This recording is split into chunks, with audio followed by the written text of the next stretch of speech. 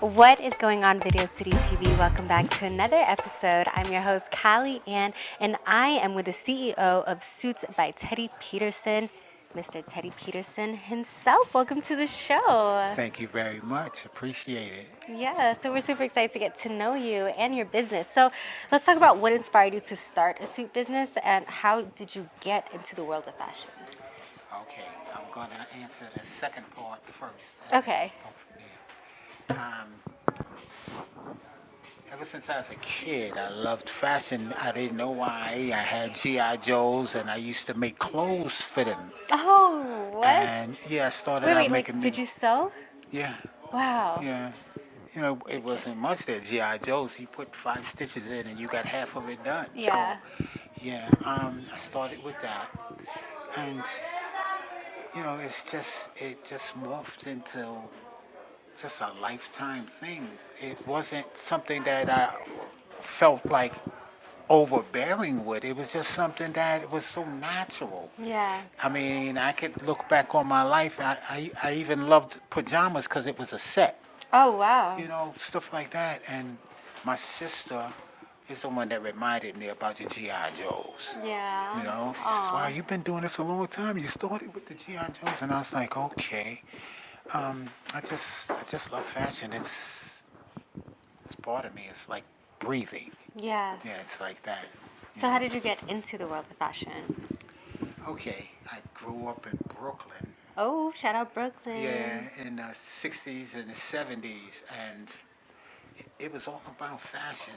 It was all about big cars and Yeah. clothes and hats and, you know, like gators and crocodiles. I got a pair on now. Ooh, we love So, these classic looks. Yeah, and you know, I love that. And I used to just make designs because I can draw. You know, my brother and my whole family is just blessed with creativity. Mm. And my mom's was ambidextrous. My dad could make anything out of wood. Amazing. You know, my sister could sew, and later on in life, she used to make these baskets and put all different kinds of stuff in it, and people liked it at her job so much that they demanded that she bring it, and she would sell it, and you know, the whole family could do something. Yeah. Yeah, and I used to draw a lot, Yeah. and I started just making designs. That's and, so beautiful. Yeah, back in the era that I grew up in, it was every day was a fashion show. You know, there's different stuff. I didn't wear that suit today. I should have. It's just everything is custom on it. I should have put that one on, but I think the one I got on a pass. This is really 100% wool, Super 150. It's just the perfect suit. Ooh. Yeah, and this is like how I got started with this. I loved what I did. Yeah. And my mother used to help me. I used to make like different designs for like flaps on the pants and stuff like that. And then my mother used to help me sew it on and stuff like that. And I just took it from there. Yeah. Yeah, and there were older gentlemen that I had the privilege of being around that showed me some things, and I mean, they were really positive. I'm just blessed. Oh, They that's yeah. amazing to be able to find Yes. something that you like at such a young age and having that support Yeah. system from your family to encourage you to There you go. keep going, and then having other mentors and other gentlemen in your Right, life, like, yeah. you know, pave the path for you. Sure, they kept So- us out of trouble, and they was like, "Listen, man, if you're not in the gym, man, you need to be doing this. You need to be doing that. Yeah. What are you doing? You know?" And it was Yeah. like the village raising the kids. I love that. You know, I mean, everybody didn't get saved. Yeah. You know, I bumped my head a few times too. Yeah. But for the most part, I had good role models. And especially when it came to conducting yourself as a gentleman and stuff like that. And they, you know, I wanted to be somewhat like them. I wanted to have the big cars and the big hats, and I wanted to have the clothes and stuff. But we were poor, so I improvised, you know.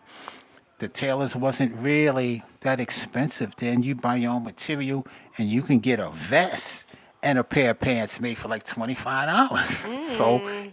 that was a lot of money still back then. So, you hustle, you get your little side jobs and stuff after school and, save your money, put it together.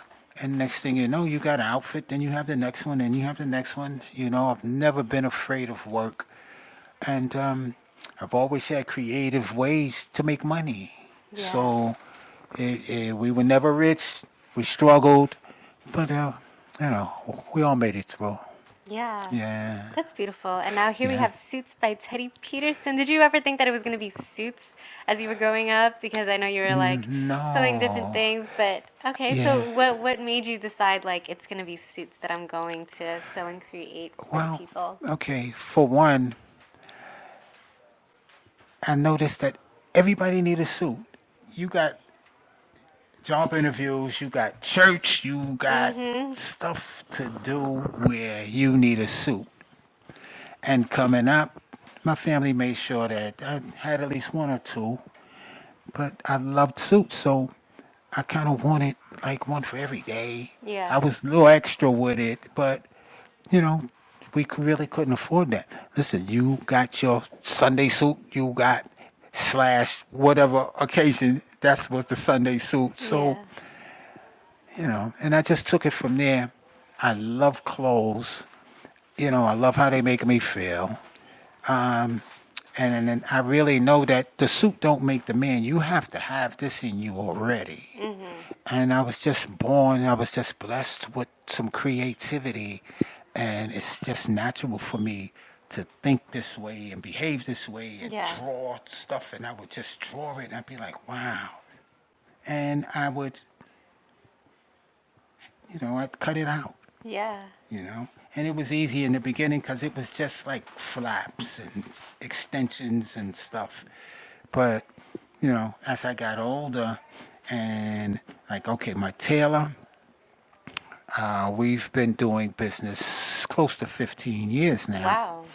And he's a guy, his name is Tyler. He's from Senegal. Shout out Tyler. And he makes really good suits and he makes dresses. I never told him this before, but I'm going to say it now. Wow. He makes dresses better than he makes suits. And he do a Wow. really, really good job on suits, as you'll see. Yeah. So I can draw something and I can show it to him. I put it on a piece of paper. Listen, Yeah. I want it like this. Yeah. And he'll bring it back like that. It's not always perfect. I'll be like, no, we got to tweak that. I didn't want it exactly. This is how I like it. Yeah. And he'd come back and he'd bring it just like that. Yeah. And that helps me because I'm more of a designer. I'm not a tailor. He's the master tailor. Yeah. I'm the designer. We make a good pair. It's good energy there. I love that. Yeah. How important is craftsmanship in your suit making process, and what steps do you take to maintain high standards? Okay, this is sort of like baking a cake. You get the best ingredients that you can get. You can't skip on the ingredients. That's why sometimes suits are costly. But I mean, I'm not going to charge you $5,000 for a suit that cost me maybe $600 to make. I'm not going to charge that. That's what they do. And I would match my suits against anybody's because I studied them other suits. I went in every store that have high-end suits and I pulled them suits inside out and I looked and I'm like, okay, I can improve upon this, I can improve upon that. And it really is like baking a cake. You start off, even the thread has to be good, Yeah. you know? Yeah, that makes sense. Just like the thread count in a suit, the more threads you have per square inch, the more supple, the more moldable that suit is. It's just a thing that you pick up as you go along. So we use very good materials. We use like the highest thread count we can find. I work with man-made materials also because they're real pliable and it's like you don't have to do much to keep like a polyfiber suit. You don't have to do much to keep it maintained. You send it to the cleaners every now and then, and you make sure you cover it. Hang it up. You take it off, make sure you hang it up. You make sure that this, like where the creases are, you hang it with the creases. and you take it from there. You can pull that suit out a year later, you can take it off and just go on about your business because it's made from stuff that lasts. Now you got to be careful with the natural fibers like the wool, especially if you live in a state that has moths and all of this kind of stuff. But there's things you can put cedar in the closets. There's things that you can do to get around that too. But Wow. yeah, we start with the highest quality fabrics that we have. Even the thread is expensive because you pay for quality, you know. So the profit margin with these suits is not great, but I'm gonna tell you, when I left my house today to come down here, I got a couple of compliments. First from a couple of people that live in the building. They saw me when I came outside. Okay, that's a given because we're like neighbors. But as I'm walking, strangers, a guy came from behind me and he complimented me. He didn't even see the front. It's just that he saw how it fit and how it moved. This thing is alive, you know.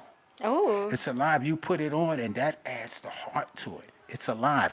And when Rick get up here, he's going to show you exactly what I'm talking about. You know, we're a team with this. So I just love what I do. I love how you put that in. It Yeah. does fit so perfectly. it does. I would love to have Rick come up here, and also you talk about the process of designing a custom suit for your clientele, Yeah. and the key elements in making a suit fit perfectly. Okay. Yeah, because first I asked them questions. What colors do you like? And, you know, what's the length that you like? And then I give them examples. Here, well, try this on. Try that on. Or let me draw this for you and see if you like that. And I try to have like a good back and forth conversation because the longer you talk to somebody, if they're comfortable with you, they're going to give you good feedback. They're going to give you good answers. So a lot of the times they just make it so easy for me. It's not me, it's them because they want a certain thing, Yeah. you know. And I tell them, I said, I appreciate your business, but you're going to appreciate it more when you walk outside or you're at a function or something and somebody say, nice suit. And I even compliment people that don't have my suits on. If I see something nice, I compliment them because it's good. It's nice. It's pleasing to the eye. But I'm going to tell you, not to get like an ego or a big head or nothing. I like it when somebody likes what I do. I love it when they like what I do. So this is me. This is what I do. I love it. It's not work. This is like fun for me, and I can put as much energy as humanly possible I can put into this. That's so beautiful. Yeah. That's so beautiful. Let's have Rick come on so you can showcase a little bit of the material and the design here. Okay. And please, let's talk about it. Talk to me about these suits. Okay. Actually, Rick has a three-piece. Get the jacket, Rick. He has a three-piece suit, and the fabric is. Ooh, so fly. Oh, yeah. And so fit. It just fits so perfect. It does. It fits him. It So fits him. perfect. Yeah. And this is Okay, Rick. this is Super 150. It has 150 thread count per square inch. It's real pliable. It's real supple, and it's just crafted with the man's frame in mind. That suit fits him like it only fits him. Yeah. We got similar frames. It's not going to look as good on me as it does on him, Yeah. And I'm going to let him tell you about the compliments that he get. Ooh, let's hear all about it, Rick. What Because did he say? he is more verbal with it than I am. Yeah, to me, I always say that fashion is living history.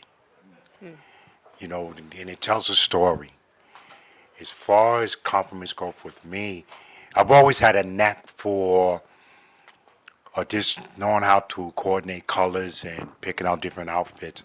And I attribute part of that to my mother, God rest her soul, because she used to make clothes from just looking at images in Ebony magazine, and she literally would make it. But she never made men's clothes. So me dressing is a homage to my mother, first and foremost. Second is that you have a generation of young men that they don't see the significance of dressing well. To them, you know, pay overpriced sneakers and some jeans, and they think they're actually dressing. But there's an art form to dressing, and it's not like gentlemen like myself or Teddy and other cats we know. Is that we're still the old guard that's trying to teach a lot of young cats the finer points of dressing. You know, does it feel how you feel when you put the suit on? And the little minor details, how to polish a shoe, how to tie a tie, cufflinks, accessories, and to not be afraid of color. A lot of times men have this tendency to shy away from bright colors because they're associated with being feminine. And for me, I would wear any color except for fuchsia, pink. I don't know. In my head, I just don't like it. But I have pink. But I have pink suits. I have blue. You pick a color and I have it. For me, it doesn't give me a ego. I appreciate the compliments. I always say thank you. One of my pet phrases, somebody says, "Oh, you look nice," and I tell them, just because I'm broke, I don't have to look broke.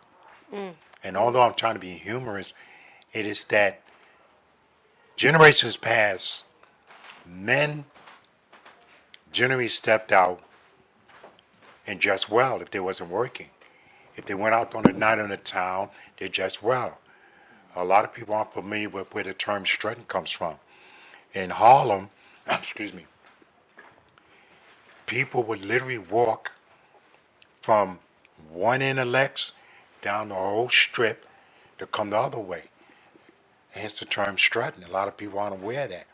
And it wasn't trying to put on airs about, that they have more than what they're showing. It's about showing pride in their appearance. To me, as I said a moment ago, fashion is a living history.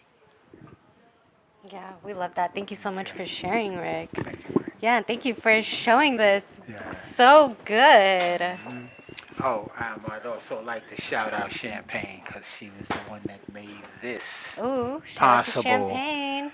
Yeah, and Don Pittman, he took the pictures, and on and on. There were a few people involved with this. It just didn't just appear by itself. Like there was a team behind this.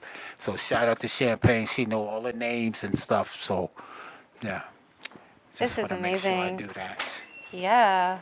When it comes to suits, what is the most unique or memorable custom suit you've ever created? Did you ever have an experience where the process was like so fun for you because it was a challenging or like interesting clientele or like someone that you were just making a suit for, even for Okay. yourself? Well, this one wasn't for me. This was for I'm not gonna mention his name, but he's Okay. a big promoter in the tri-state area, and he's very particular. And it was a real challenge, and I'm like, wow, this is the most difficult customer I've ever had. But Yeah. I'm gonna tell you, he wasn't gonna get out of there alive without a good suit, and he did. 3 of them, as a matter of fact. Wow. So that was like one of my most challenging, most creative times where I had to really, and it was like, well, I don't know, man. How you like it? I'm like, I like it. How you like it? How do you He handle needed. that? Like unsure clients. It was in the back of my mind. I'm like, I'm not gonna get too frustrated with this because I know that he's gonna leave out of here happy because I got a repertoire up here. I've been doing this since a little boy, Yeah. and I have imagination. Yeah. And people say, "Man, you're a dreamer." Yes, I am. Yes, I What am. is that? And I just always look past the obstacles, and I look at the finished product. Yeah. I've had some females that came through this is not right. This make it Get through right. the growth. Yeah, you make it right. It gives you an edge I It love gives that. you the confidence to know that, man, that was hard. I got through that, man. Bring on the next one. Yeah. That's amazing. You gotta love what you do, though. This is Yeah. not work for me. I love this. I know we're talking about the count thread. Yeah, yeah, I'm not into it, so I'm like, oh yeah. wow, Yeah, it's you so gotta. much more deeper than what it is, No, what you it can't seems. just sew two pieces. You know, you Yeah. gotta have, and there's people that's much more knowledgeable than me about this. I don't have all the terminology. Uh, I know what I know. I know what I'm looking for. I know how I want this thing to end. Yeah. So I got the whole picture. I Yeah. have it in my head. I got it in my heart, and I can put it on paper at the drop of a dime. I'm just blessed to have multifaceted talent with this. I love that. I Yeah, love this so thank you. much. Thank you. Well, what advice would you give to someone who wants to do something similar to what you're doing with their suit business, or be it any type of fashion? What kind of advice would you give them?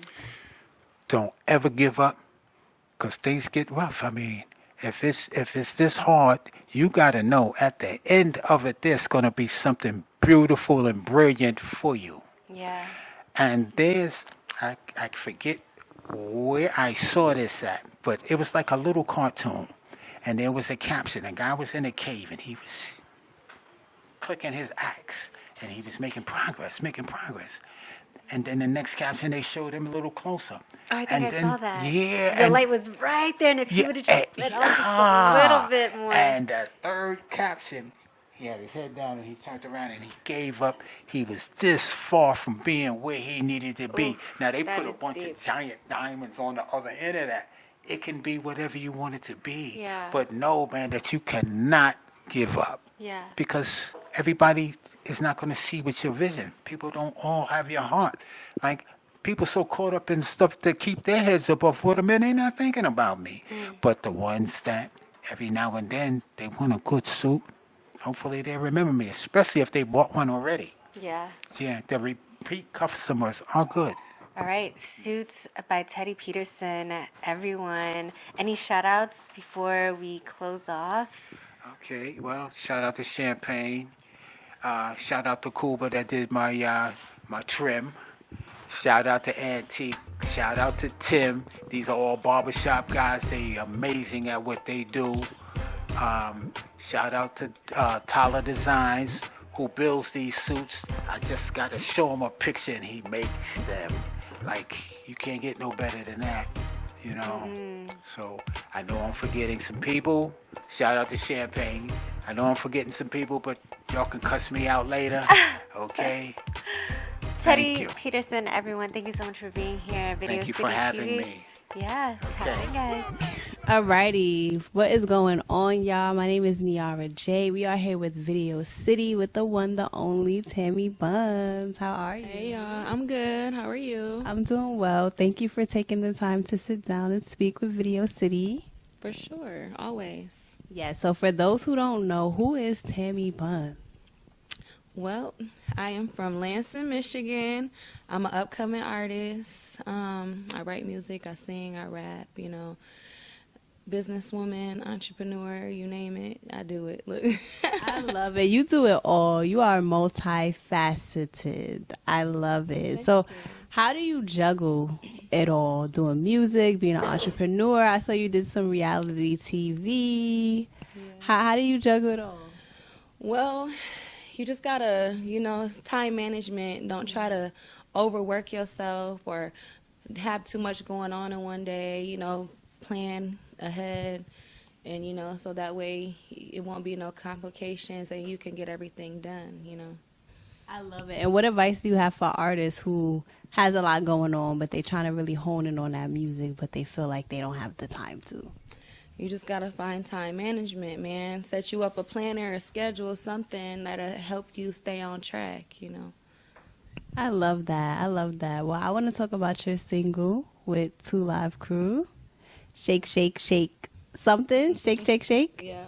I love it. That song is definitely a club anthem. I feel like it's a club banger. So how did that come about?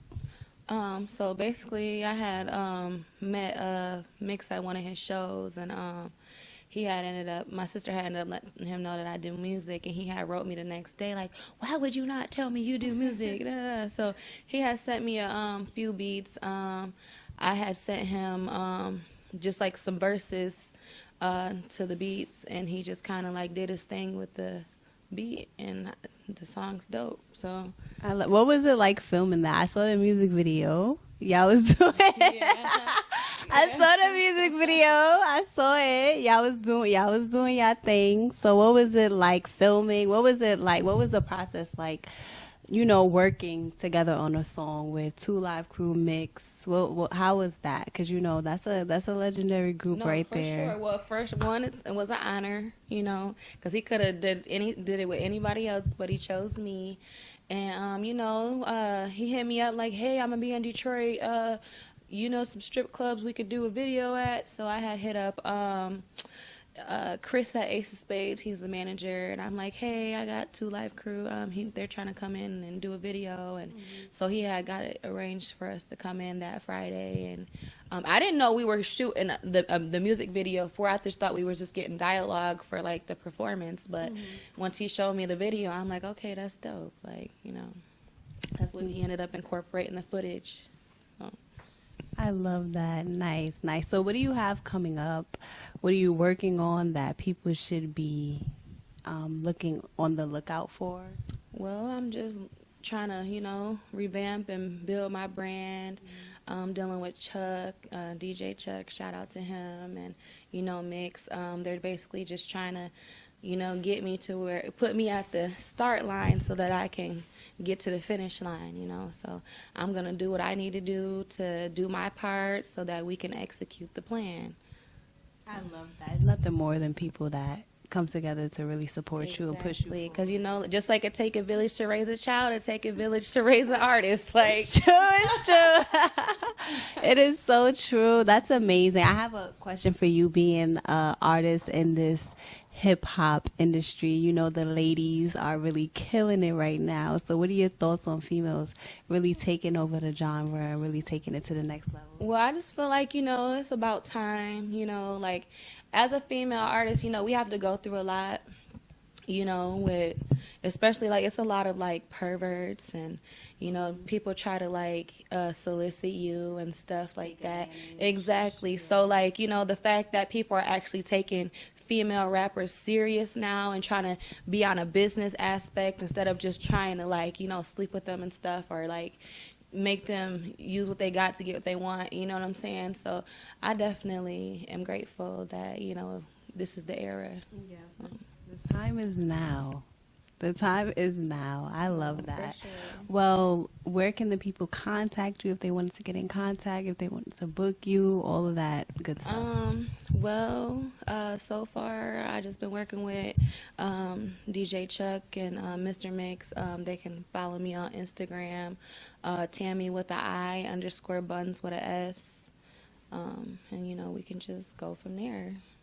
And there you have it. Thank you so much again for taking the time to sit down with us. We wish you the best of luck. I'll definitely be watching.